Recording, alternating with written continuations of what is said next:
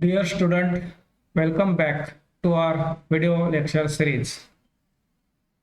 Today we are going to learn a poem for the student of BA third year SEM 6. The title of the poem is Stay Calm म्हणजे शांत रहा. It is written by a well-known poet Grenville Cleaser. He is an inspirational writer. He talks about public speaking and personality development. The poem advises the readers to keep calm in big and small upsets of life. It tells us that a tranquil temperament is the most potent weapon one can have against adversity. सोप्या भाषेमध्ये शांत राहणं हे फार मोठं एक साधन आहे आपल्या हाती. आपल्या या रोजच्या कटकटीच्या आयुष्यामध्ये संकटाचा सामना करण्यासाठी आणि म्हणून ही कविता आपल्याला सजेस्ट करते की येणारे सगळे संकट आपण शांत चित्तानं त्याचा सामना करायला पाहिजे. व्हाय वी कांट स्टे काम? आपण शांत का राहू शकत नाही? कारण आहे modern life is full of problems. Life is full of ups and down. Someone insult us without making any mistake. Someone acts rudely and some rebukes us. We are treated badly. We have high expectations and self-respect. Our mindset and false notions of respect. We don't have a proper mindset and balance of mind. Someone cheated us. We are irritated and disappointed. We are surrounded by enemies, especially those hidden. तर होतं काय की कवी म्हणतो की शांत राहावं, stay calm. But why we can't stay काम?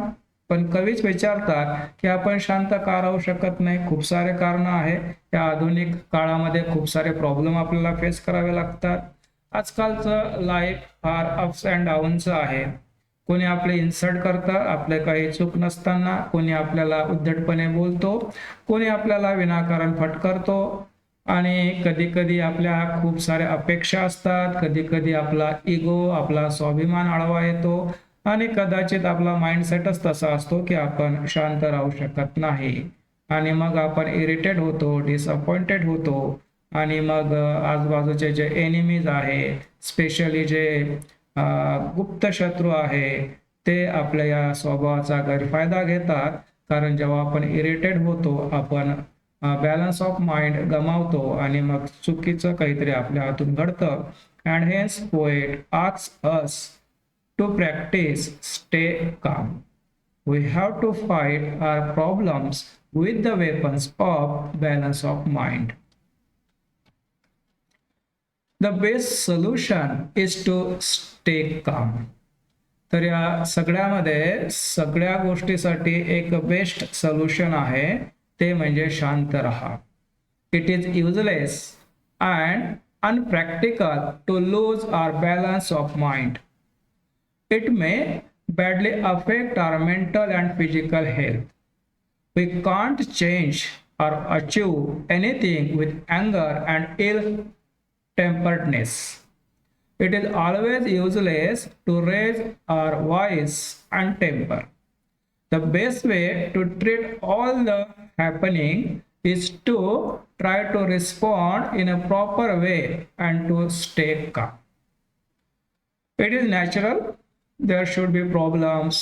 There would be act someone without or against your will. Then obviously we raise our voice, we get irritated. अशा वेळेस काय होतं की आपण रागावतो, चिडतो जेव्हा आपल्या मनाविरुद्ध काहीतरी घडतं. बट पोएट म्हणतो की अशानं काही होणार नाही, चिडून आपण काही त्या गोष्टी दुरुस्त करणार नाही, उलट त्या चिडण्याचा आपल्या आरोग्यावरच वाईट परिणाम होईल. आपली फिजिकल हेल्थ पण बेकार होईल जेव्हा आपण सतत चिडत राहू तेव्हा. आणि मग जर आपल्या या स्वभावानं, चिडखोरपणानं काही चांगलं होतच नसेल, then why do all this?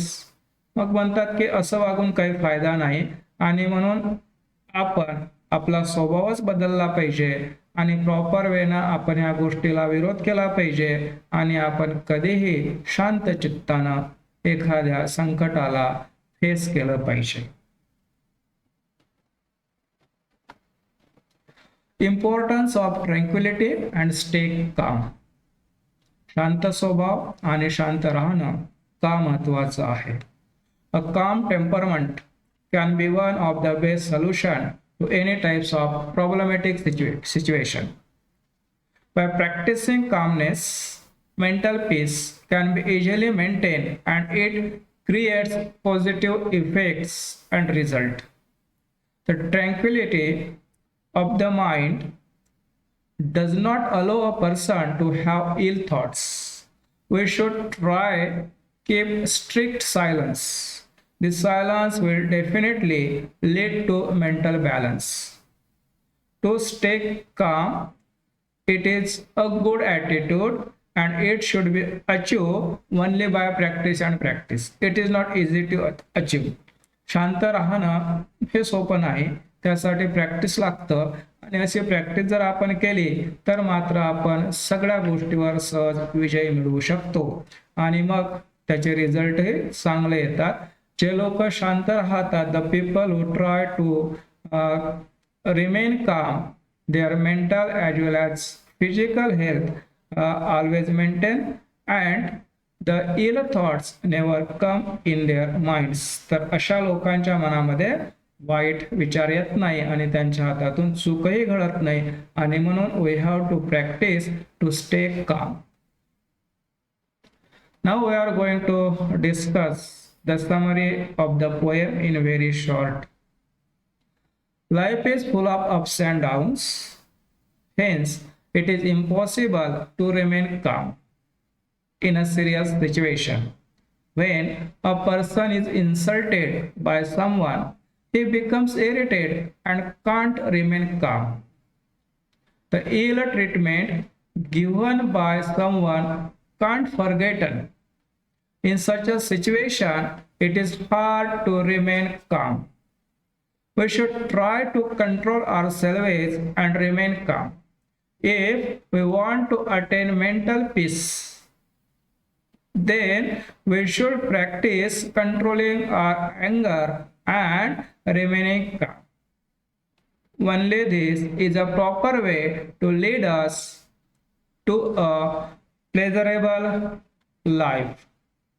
It also helps to maintain social harmony because tranquility of mind does not allow a person to have ill thought. The poet says that we should try to remain calm because it is very important in such a life of ups and downs, such a life of serious problems and other situations that is opposed of all us. कवी म्हणतात की irritate होऊन काही चालणार नाही, आणि म्हणून आपण शांत राहिलं पाहिजे, कारण शांत जर आपण राहिलं तरच आपल्याला आनंदी जीवन जगता येईल, आणि त्याच्यातूनच सामाजिक सुसंवादही निर्माण होईल आणि याचे फायदे सगळ्यालाच मिळेल. आणि म्हणून न रागावता शक्य असेल तेवढं शांततेनं येणाऱ्या सिच्युएशनला आपण हँडल करायला पाहिजे. In the present era, there is a possibility of being cheated. It is easy to react with anger and lose mental balance, but it will be harmful. To stay calm means not to be inactive or bear anything wrong, but to react in a proper way, full of mental strength.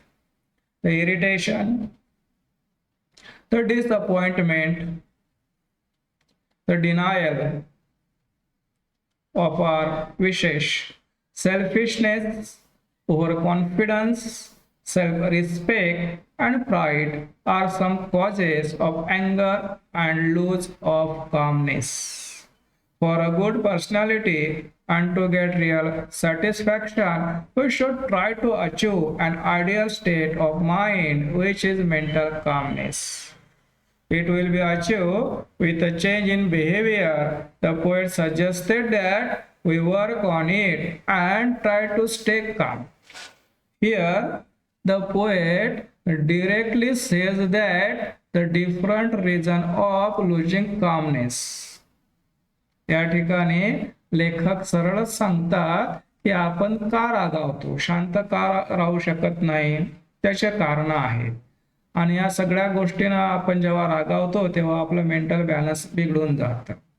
आपल्याला राग येतं, आपण disappointment होतो. जर कोणी एखाद्यानं denial केलं आपल्याला, आपली इच्छा त्यांनी नाकारल्या तर आपल्याला राग येतो. सेल्फिशनेस, कोणाच्या स्वार्थीपणामुळे आपल्याला राग येतो. ओव्हर कॉन्फिडन्स आपल्याला असतो, त्यामुळे पण आपण सतत चिडचिड करतो. सेल्फ रिस्पेक्ट, फार मोठा स्वाभिमान, इगो, प्राईड, गर्व, अँगर, या सगळ्या गोष्टीमुळे आपण मनाची शांतता गमावून बसतो आणि मग सगळ्या गोष्टी वाईट घडत जातात. आणि म्हणून सॅटिस्फॅक्शन मिळवायचं असेल, समाधान मिळवायचं असेल तर आपण मेंटली शांत राहण्याचा प्रयत्न केला पाहिजे आणि अकॉर्डिंग टू आपण आपल्या बिहेवियरमध्ये चेंजेसही केले पाहिजे. अशा प्रकारे लेखक आपल्याला शांत राहण्याचा उपदेश करतात. Now we are going to discuss MCQs on this poem. First is, what action does the poet recommend when one is anger or disappointed? जर राग येत असेल तर आपण काय करावं? आपण सायलेन्स राहावं. What is the poet's suggestion for stopping bad thought? तर मनामध्ये येणारे वाईट विचार आपण कसे थांबवू शकतो? तर ते आपण थांबवू शकतो calming one's mind, आपलं स्वतःचं मन शांत ठेवून. तिसरा क्वेश्चन आहे, when one has been defrauded, it is easy to be. जर कोणी तुम्हाला डिफ्रॉइड केलं, फसवलं, चीट केलं तर स्वाभाविक आहे की तुम्ही अँग्री व्हाल, तुम्हाला राग येईल. According to the poet, what is the most vital thing in life? जीवनामध्ये सगळ्यात महत्वाची गोष्ट कोणती? तर पॉईस मीन्स शांतता. आणि what is the message of Kleiser's poem? या कवितेचा मेसेज काय आहे? उत्तर आहे, a calm mind is the best weapon against adversity. शांत मन सगळ्यात मोठं साधन आहे या काळामध्ये. तर या ठिकाणी आपण या कवितेची समरी आणि काही पॉइंट्सची चर्चा केली, डिस्क्राईब केली पोएम. आणि या ठिकाणी सगळी पोएम आता संपली. तर हा व्हिडिओ पुन्हा पुन्हा पाहिला तर ही पोएम किंवा इतर सगळ्या पोएम आणि धडेही आपल्याला लक्षात येतील. कारण इंग्लिशमध्ये असल्यामुळं पहिल्यांदा दुसऱ्यांदा ऐकलं तर ते काही समजत नाही. जेव्हा आपण सतत ऐकत राहतो तेव्हा ते थोडं थोडं समजायला लागतं आणि मग समजण्याची प्रोसेस थोडीशी वाढत जाते. आणि म्हणून विद्यार्थ्यांनी बऱ्याच वेळा मन लावून ऐकावं. ऐकता ऐकता स्क्रीनवर वाचता पण येते, ते वाचावं. आणि मग आपल्या कानाला, आपल्या मनाला याची हॅबिट्स होते इंग्लिश ऐकण्याची, आणि मग ते समजायला लागतं आणि मग ते आपल्या लक्षातही येतं आणि लक्षातही राहतं. Thanks for watching. See you again next time.